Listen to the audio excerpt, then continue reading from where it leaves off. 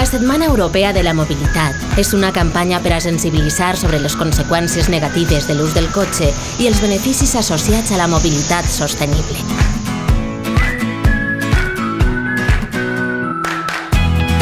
Es celebra del 16 al 22 de setembre, Dia Europeu sense cotxes.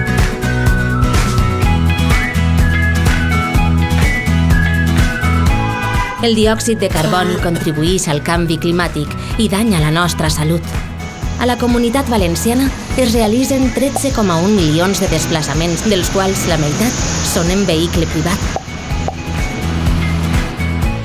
Així es recorren milions de quilòmetres, la mateixa distància que hi ha de la Terra al Sol.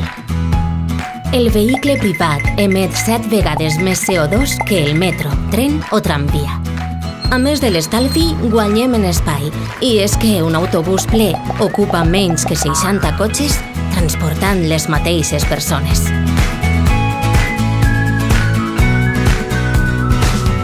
En sanitat, estalviaríem 80.000 milions d'euros si tots els europeus caminaren o agafaren la bici 20 minuts al dia. Aquests viuen una mitjana de 2 anys més i agafen fins a un 15% menys de dies de baixa. Tenen més salut i són més feliços. La Comunitat Valenciana es beneficiaria en molts aspectes. Aire més net, més espai, menys soroll, més ocupació, més joves en els carrers i, com a conseqüència, millores econòmiques i de la seguretat vial en la ciutat. Unix-te! El 22 de setembre, descansa el cotxe.